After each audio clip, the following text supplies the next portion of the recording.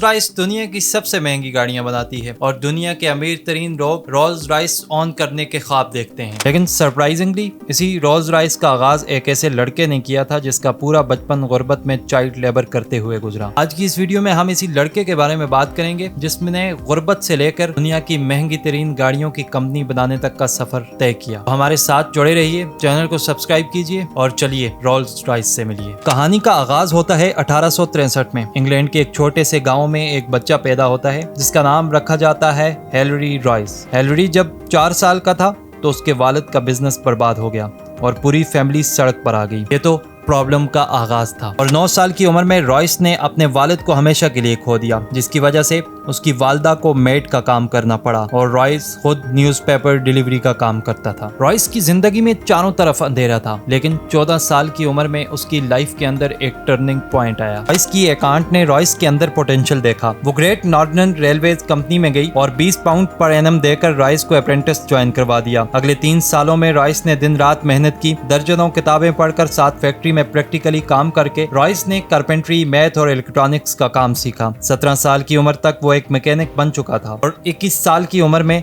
वो maxim western नामी company में एज ए इंजीनियर काम कर रहे थे। लेकिन बहुत जल्द ये कंपनी बैंकरप्ट होने वाली थी और ऐसे में रॉयस के पास दूसरी कंपनियों में नौकरी का ऑप्शन था। लेकिन रॉयस ने कंपनी खोलने का फैसला किया। 20 पाउंड से एक छोटे से ऑफिस से रॉयस ने FH रॉयस एंड कंपनी का आगाज किया। साल 1900 तक इस कंपनी की सेल्स 20,000 पाउंड क्रॉस कर चुकी थी। 38 साल की उम्र में रॉयस की अपनी एक फैमिली थी और वो एक बड़ी फैक्ट्री बिल्ड करने का प्लान कर रहा था। सब कुछ अच्छा चल रहा था, लेकिन फिर कहानी में एक ट्विस्ट आता है। साल 1901 में जर्मन और अमेरिकन कंपनी ने ब्रिटिश इलेक्ट्रॉनिक्स मार्केट में एंट्री की। कंपटीशन एकदम से बढ़ गया। इलेक्ट्रॉनिक इक्विपमेंट की प्राइसेस काफी गिर गई। पूरी कोशिश के बाद भी रॉयस का बिजनेस क्रैश करने लगा। इतनी मेहनत से बनाए हुए इतने बड़े बिजनेस को फेल होते हुए देखकर रॉयस की मेंटल और फिजिकल हेल्थ अचानक से खराब होने लगी। जब रॉयस ने डॉक्टर को कंसल्ट किया तो उन्हें सिंपल सी एडवाइस दी कि ठीक होने के लिए फ्रेश एयर में अपना वक्त गुजारना पड़ेगा और साथ में एक कार खरीदने की सलाह दी ताकि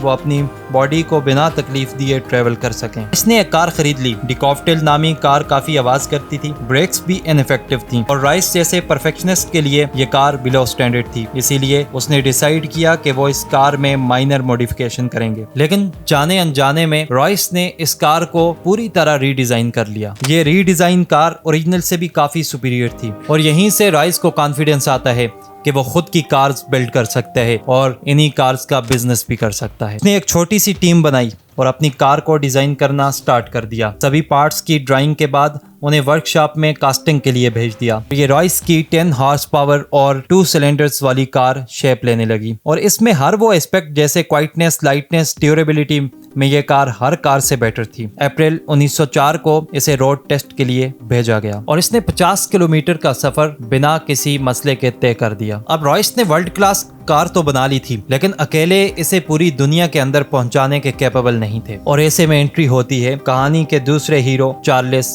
रॉल्स की। रॉयस एक एग्जीबिशन में अपनी कार्स को पेश कर रहे थे तो ऐसे ही रॉल्स की नजर उनकी कार्स पर पड़ी। रॉल्स एक पैशनेट मोटरिस्ट थे और सुप्रीम कार्स का बिजनेस ऑन कर रहे थे। रॉल्स एक ब्रिटिश लग्जरी मैन्युफैक्चरर को ढूंढ रहे थे, इसीलिए रॉल्स ने रॉयस से मुलाकात की और उनकी कार्स को बड़ा क्लोजली देखा और वो बहुत मुतासर हुए। बाद में उन्होंने अपने एक बिजनेस पार्टनर से ये कहा, उन्होंने वर्ल्ड के ग्रेटेस्ट इंजीनियर को ढूंढ लिया है। अगले मरहले में चार्ल्स रॉल्स और हेनरी रॉयस मिलकर कार्स को सेल करते हैं और इस पार्टनरशिप से बिकने वाली कार्स का नाम होने वाला था रोल्स रॉयस। 1906 में रोल्स रॉयस लिमिटेड को ऑफिशियली एस्टेब्लिश किया गया और पहले मरहले में रोल्स रॉयस की 10, 15, 20, 30 हॉर्स पावर वाली कार्स को सप्लाई करने का डिसीजन लिया जाता है। रोल्स रॉयस एक ग्रेट कार कंपनी की तरह बिल्ड हो चुकी थी, लेकिन अभी उनकी सबसे सक्सेसफुल कार का आना बाकी था। साल 1906 के आखिर में रॉयस ने 40 एंड 50 हॉर्स पावर 6 सिलेंडर्स के साथ एक मॉडल लॉन्च किया। इसकी बॉडी का कलर सिल्वर था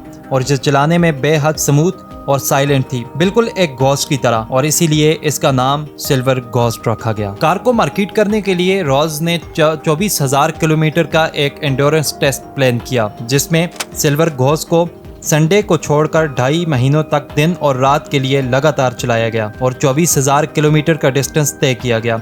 सिल्वर घोस्ट ने बिना किसी इशू के ये सफर तय किया और आखिरकार silver ghost world best car के नाम से मशहूर हो गई। उस वक्त के किंग, क्वीन और लीडर्स की फर्स्ट चॉइस बन गई। रोल्स रॉयस को हर तरफ से सक्सेस मिलती है, लेकिन तभी एक हादसा होता है। 4 जुलाई 1910 को रोल्स राइट फ्लायर नामी प्लेन उड़ा रहे थे और प्लेन क्रैश करने की वजह से चार्ल्स रोल्स की डेथ हो जाती है। रॉयस को इससे काफी सदमा हुआ, लेकिन रॉयस ने अपने आप को रिकवर कर लिया। रोल्स रॉयस ने यह देखा कार्स के ऊपर पर्सनलाइज्ड मैस्कट्स लगाने का ट्रेंड चल रहा था और जिसकी वजह से रोल्स रॉयस की इमेज नेगेटिवली इम्पैक्ट हो रही थी। इसीलिए उसने खुद का मैस्कट डिजाइन कर लिया। मैस्कट एक वुमन को प्रेजेंट कर रहा है। ये mascot freedom, sense of grace और स्पीड को सिंबलाइज कर रहा है और इस मैस्कट का नाम है स्पिरिट ऑफ स्केटेसी। 1930 तक रोल्स रॉयस का प्रॉफिट 90,000 पाउंड से भी ज्यादा हो चुका था, लेकिन फिर से रोल्स रॉयस की जिंदगी में एक ट्विस्ट आता है जिसने ऑलमोस्ट रोल्स रॉयस को बर्बाद कर दिया। 1914 में वर्ल्ड वॉर 1 की वजह से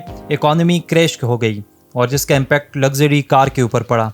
सेल्स क्रैश कर गई, एम्प्लॉय को फायर करना पड़ा। सभी को लग रहा था कि अब रोल्स रॉयस इस वार को सरवाइव नहीं कर पाएगी, लेकिन तभी रॉयस के माइंड में कुछ और ही प्लान चल रहे थे। रॉयस ने मिलिट्री ऑफिसर्स से मुलाकात की और उन्हें ये रियलाइज करवाया कि वार में रिलायबल और हाई परफॉर्मेंस वाली गाड़ियों की ज्यादा जरूरत है। इसीलिए रोल्स रॉयस ने सिल्वर घोस्ट को मॉडिफाई करके आर्म्ड कार में बदल दिया। इसके अलावा सिल्वर घोस्ट की स्मूथनेस की वजह से उसे एज अ एम्बुलेंस भी यूज किया गया और उसने कई जानें बचाई। अगले 15 साल में रॉयस ने कार्स पर खूब काम किया। 1920 तक लग्जरी कार्स का कंपटीशन बहुत बढ़ गया था और रोल्स रॉयस को अपनी पोजीशन मेंटेन करने के लिए बोल्ड कार की जरूरत थी। इसीलिए उसने सिल्वर घोस्ट को रिप्लेस करते हुए बेटर परफॉर्मेंस 4 व्हील ब्रेक्स के साथ लॉन्च की द नियो फैंटम। फैंटम काफी सक्सेसफुल हुई और उसने रोल्स रॉयस को लग्जरी कार का किंग बना दिया। 22 अप्रैल 1933 को हेनरी रॉयस 70 साल की उम्र में डेथ हो गई। बचपन की गुर्बत से लेकर कामयाबी तक और फिर रॉयस की डेथ से लेकर आज तक रोल्स रॉयस ने कई अप्स एंड डाउन देखे और करंटली रोल्स रॉयस को BMW रन्स करती है और आज भी रोल्स रॉयस अपनी आइकॉनिक कार्स की वजह से अल्टीमेट लग्जरी का एक सिंबल